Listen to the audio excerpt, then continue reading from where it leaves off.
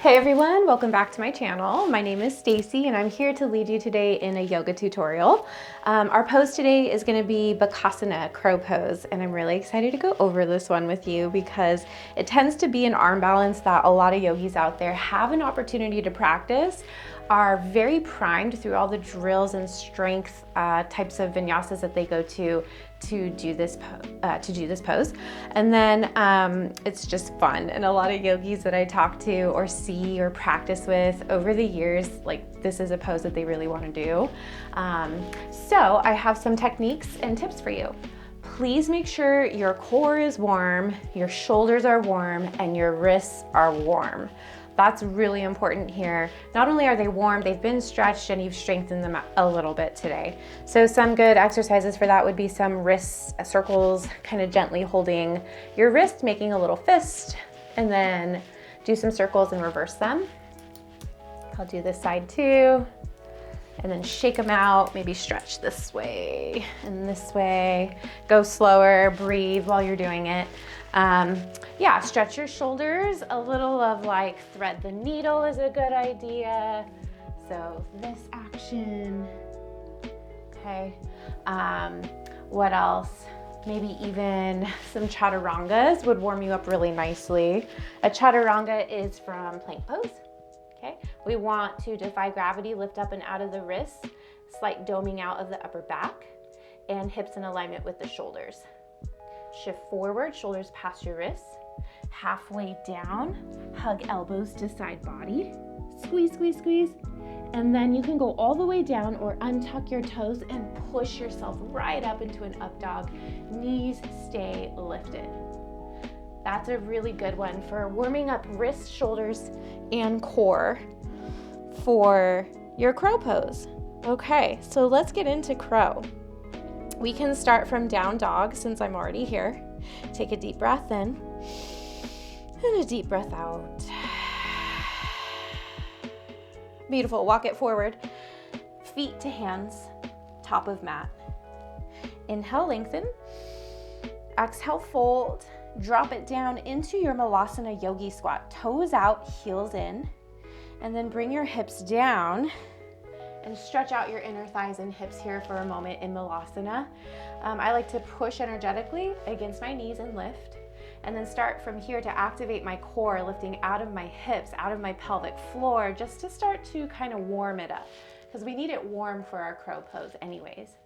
Okay, and I'm gonna scoot back a little bit, making sure I'm staying in frame. Okay, big breath in, big breath out. Okay, let's take our palms in front of us, shoulder width apart, spread those fingers out wide.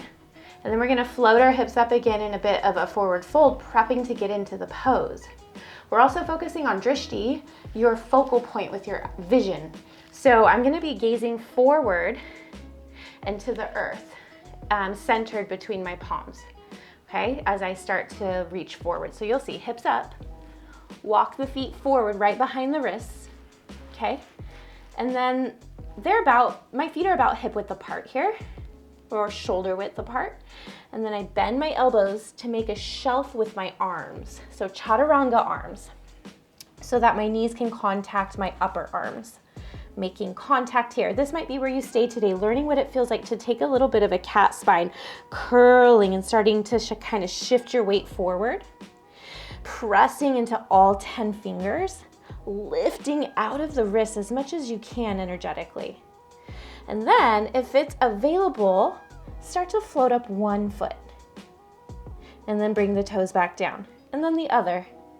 Toes back down. If you need to take a break here, again, come into Malasana or to your seat on your butt.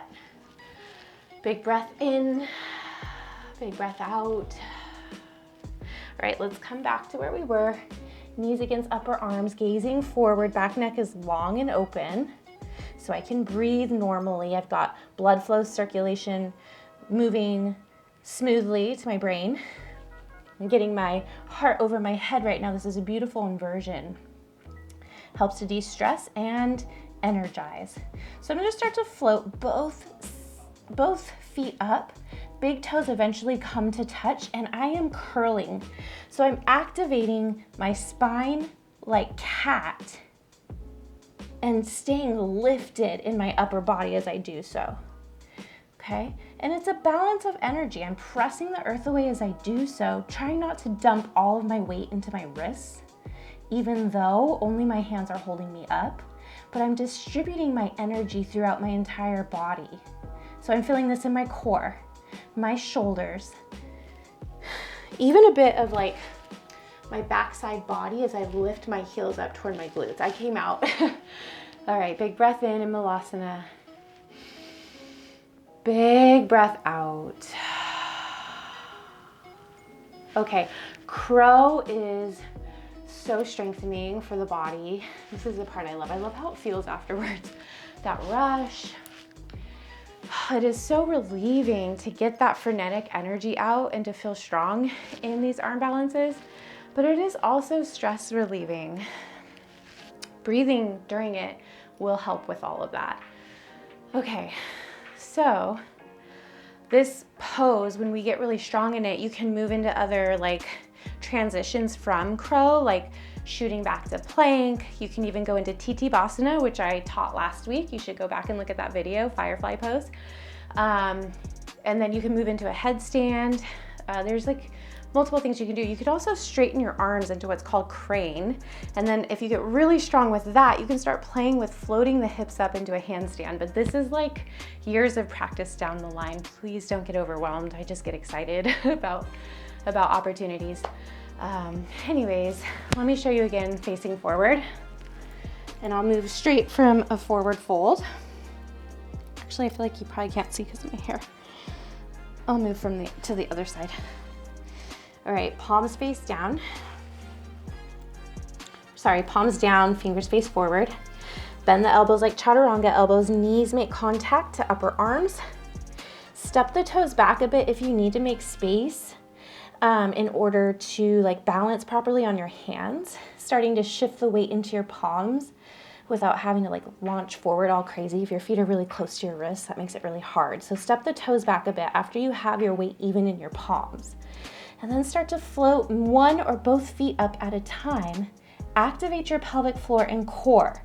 Round through the shoulders, heels up toward glutes.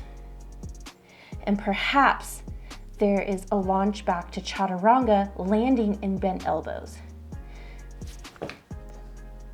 Beautiful. I'm gonna skip the Chaturanga to downward facing dog. Shake it out. Let it go. And have fun with that. I'll model crane maybe next week.